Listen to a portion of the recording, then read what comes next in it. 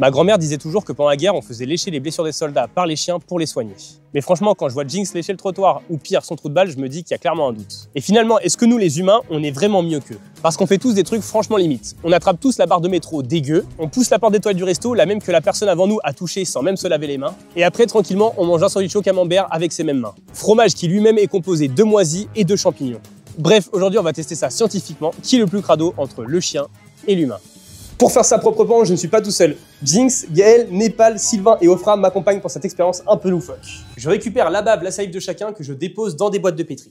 Tu es donc volontaire aujourd'hui pour comparer ta salive avec celle de ton chien et aussi du coup avec la mienne, celle de Jinx et d'un ami qui s'appelle Sylvain avec son petit bulldog. Ouais, tout à fait. Pour ce prélèvement, du coup, on va utiliser des boîtes de pétri dans lesquelles il y a des milieux de culture. Ici, un milieu de culture généraliste qui favorise la pousse des champignons.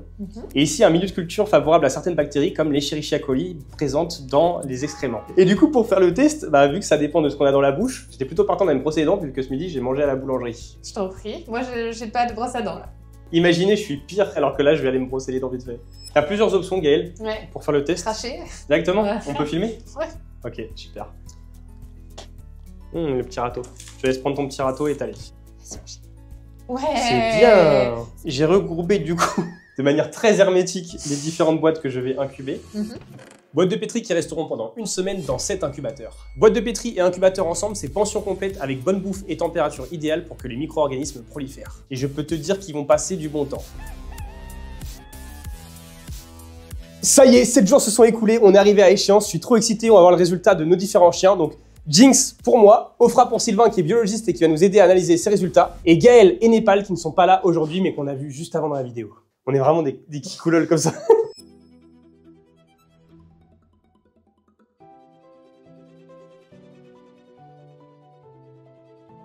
Donc là, Sylvain, on a une douzaine de boîtes de pétri avec 2 milieux différents, nos chiens et leurs humains associés. Comment tu me proposes de procéder pour analyser, observer tout ça? Ce que je te propose, c'est qu'on va d'abord comparer les animaux entre eux avec un milieu donné, de comparer ensuite ces mêmes boîtes avec les boîtes humaines, et puis après, on fera la même chose où on va plutôt regarder le milieu qui permet de développer les bactéries plutôt présentes dans le caca, avec d'abord la comparaison des chiens, puis la comparaison avec leurs humains.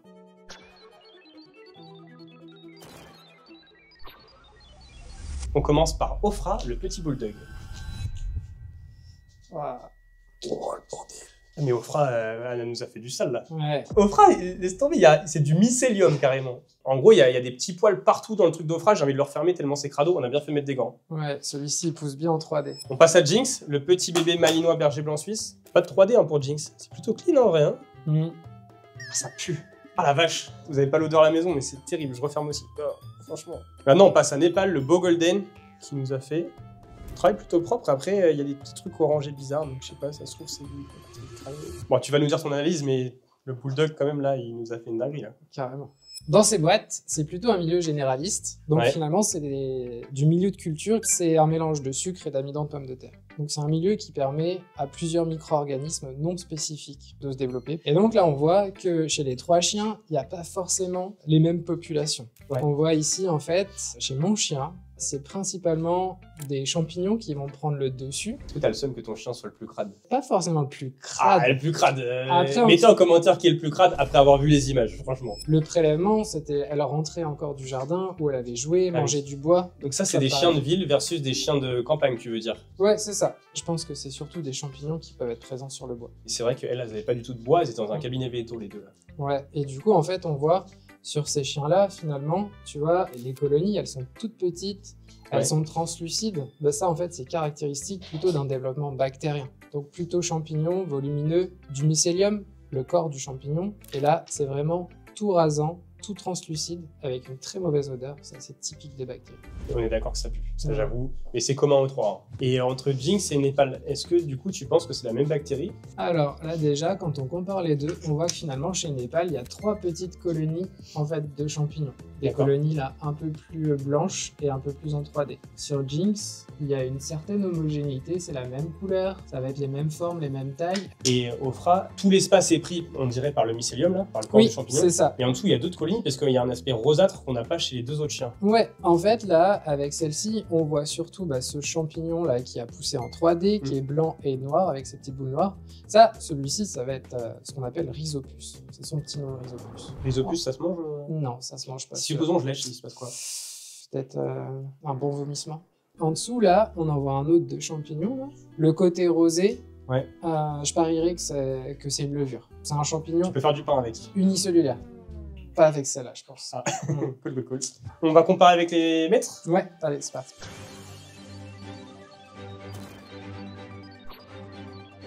Donc je mets Sylvain face à son chien, la petite Crado, Morgane face à Jinx, et Gaël face à Népal. Avant même d'avoir ouvert, on se rend compte que Gaël, il y a quand même une sacrée tache ici, tu vas nous en dire plus. Ouais, on voit qu'il y a un peu de couleur. Salive Sylvain, que tu as déposé bien convenablement avec un petit Endpendorf, alors que moi j'avais fait directement une grosse léchouille sur le truc. Ça peut peut-être jouer. Franchement, au niveau de l'odeur, on est bien. Hein. Là, je pense qu'on est sensibilisé avec les Comme toi, t'as des petits points blancs, on sait pas trop ce que c'est. On y revient tout à l'heure. À mon tour. Il y a de la vie là. Oh! Ça a l'air gluant. Ouais, ça a l'air l'impression que j'ai mis de la morve à l'intérieur. Ah, par contre, l'odeur là. C'est mes amygdales, arrête. Et enfin, Gaël. Oh, les taches! Ouais. Ok. On voit que finalement, tu vois, sur ta léchouille, les bactéries que tu as ramenées, parce que clairement, vu l'aspect luisant et gluant, C'est-à-dire que j'avais une angine? c'est surtout des bactéries. Alors, je sais pas te dire si c'est forcément des bactéries qui causent des angines. Ah non, t'as un petit champignon là. Ouais. Sachant que on parle de paramètres expérimentaux, je me suis brossé les dents avant de le faire. Gaël n'avait pas de brosse à dents, elle. Ouais, d'accord. C'est pas si mal parce qu'en fait, là, on voit, ça fait vraiment des spots. Et chaque spot, on va appeler ça une colonie. Une colonie, ça va vouloir dire qu'il y a une population de bactéries en dessous. Cette population, elle va se développer là où une bactérie, le jour de l'échantillonnage, s'est retrouvée. Ouais. Là, tu peux te dire que si tu as déposé des bactéries seules et que tu les as étalées, grosso modo, tu n'avais pas beaucoup de bactéries, puisqu'on compte combien? 1, 2, 3, 4, 5, 6, 7, 8, 9, 10, 11... Ça me fait plaisir ce que tu me dis parce que tu es en train de me dire que je suis plus 15, propre de vous 16, trois. 10. Là, tu vois, tu as une vingtaine de colonies seulement. Au niveau challenger, la bave la plus crado, au niveau des chiens, enfin la plus fournie, c'est Ofra. Ouais. Et au niveau des humains, ça va être moi. Ouais, mais en fait, t'es une vraie biologiste, quoi. On passe maintenant au milieu qui nous intéresse le plus, celui qui va révéler ou non si on a des bactéries associées au caca dans nos boîtes de pétri.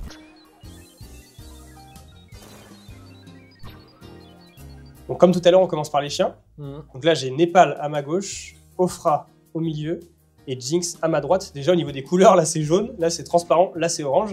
Et on va faire l'unboxing. On commence par Népal. Népal, tranquille, hein. Franchement, chien de cabinet vétérinaire. Il est plutôt safe. Enfin, en tout cas, ouais. j'ai Pas pour l'odeur. Oh.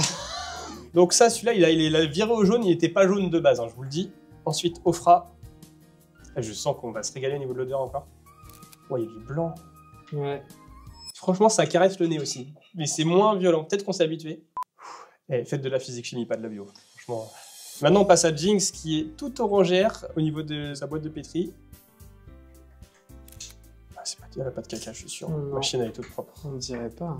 On a les 3 boîtes sous les yeux. Vous avez les 3 boîtes sous les yeux. Peut-être que vous êtes biologiste et que vous avez déjà reconnu certaines bactéries. Est-ce qu'on a des similitudes entre nos chiens? Est-ce que Népal et Jinx, encore une fois, sont proches? Est-ce qu'on distingue les chiens qui correspondent plutôt à ceux qui étaient en forêt et ceux qui étaient en ville? Encore comme tout à l'heure, on voit que les 3 boîtes ont vraiment développé des réponses très différentes. Déjà, il y a de la couleur. Donc là, il y a des colonies qui ont plutôt sécrété quelque chose de jaune. Ici, on voit que ça a tourné vraiment à l'orangé. Ça, c'est bébé Jinx. Ouais, bébé Jinx, on voit qu'elle avait du monde, quoi.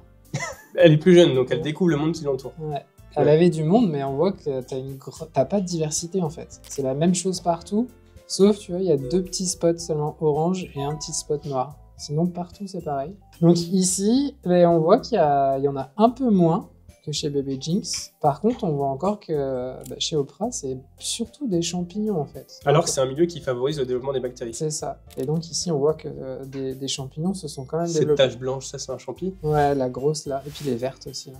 Ça ressemble à ce qu'il y a dans mon camembert, ça, les verts. Ouais. Mais tu vois, on voit aussi que finalement, sur ce milieu, il y a moins de colonisation. Donc clairement, en fait, comme Ofra rentrait du jardin, on voit bien que le milieu généraliste est mieux pour isoler ce qu'elle a dans la bouche. Parce que finalement, la plus crado tout à l'heure, c'était Ofra. Et là, on dirait pas tant. Est-ce que Népal, qui est un garçon, pardon, et Jinx, parce que pour Ofra, je pense à l'éliminer. Allez, tranquille. Ouais, ici, Est-ce qu'il y a des bactéries fécales dans la gueule de nos chiens? dans notre recherche de bactéries de caca, j'émettrai l'hypothèse que chez Népal, on pourrait avoir isolé de l'Escherichia coli ces petites colonies-là, les toutes petites. Pour Jinx, je me questionne si ces bactéries ne seraient pas des bacilles, des bacillus. Je ne pense pas qu'on ait isolé de l'Escherichia coli chez Jinx. Bravo mon chien, bravo. Oui, t'es trop fort, t'es pas un gros crado. Le plus crado entre Oprah, Népal et Jinx est Népal. C'est ça, avec ce milieu, ça serait Népal, ouais. Pour l'instant, on n'a jamais été éliminé avec Jinx, on est un peu trop fort. Il n'y a aucune triche. C'est le côté chimiste, ça. Maintenant, ce que vous voulez tous voir, c'est comparer les chiens aux humains et voir si la bactérie fécale ou des bactéries fécales se retrouvent chez les humains. On va y répondre de suite en mettant Gaël, Sylvain et moi à l'affiche.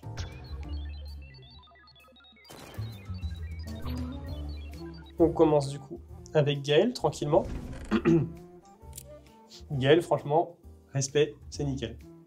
On passe à toi. T'étais malade ce jour-là, tu nous as Ça me dit. fait peur, ouais. Ouais, j'avais mal à la gorge, ouais. Déjà, il y a un peu plus de monde, quoi. Toi, t'as des trucs jaunes, on sait pas ce que c'est. Oh. Ah, ça marche. C'était pas ton jour, en fait. En fait, être malade, du coup, on pue plus de la gueule quand on est malade. Non, ça c'est pas. C'est pas mon haleine. Ça peut pas être. C'est pas mon haleine sur la. Non, parce que franchement, nous qui n'y connaissons rien en biologie, on peut se dire, c'est l'image de ton haleine qui est juste ici. Non, en fait, c'est vraiment le travail des bactéries qui fait que c'est l'odeur. Et hop, je retourne. Oh, on se ressemble. Ouais, c'est coloré aussi. C'est coloré, c'est jovial. Ouais. Ce qui est assez marrant, c'est que Gaël, c'est assez clean, tu vois, genre, franchement, il y a 3 fois rien. Sylvain, c'est une alternance de jaune et de blanc. C'est assez mignon. Et moi, il y a des grosses taches jaunes et ça m'inquiète un petit peu. Sylvain, est-ce que ces boîtes de pétri que tu as sous les yeux contiennent des bactéries fécales chez l'humain? Avant de répondre à tes questions, j'ai besoin de regarder un peu plus précisément Ok, chaque boîte. désolé, je suis un peu pressé. On va chercher des bactéries. Enfin, des Ah, colonies. tu penses que ce sera exactement la même bactérie? Ça serait la même forme, la même colonie. Ok. Gaël, attention, il est en train de t'observer au peigne fin. Ouais. Du coup, là, on voit des choses qui sont très très blanches, opaques. Là, je pense pas qu'il y en ait. Ici, en tout cas, ce qui est sûr, c'est que les plus foncés, les orangés, non. C'est quoi l'orange, tu penses? C'est orangé. Non, je dirais plutôt des levures. Et puis après, ça peut pas non plus être les grosses colonies, parce que chez chaque colonie, ça ferait plus petit vu l'âge des boîtes. Donc là, je ne pense pas non plus. Donc là, tu viens de te blanchir, là. Ouais.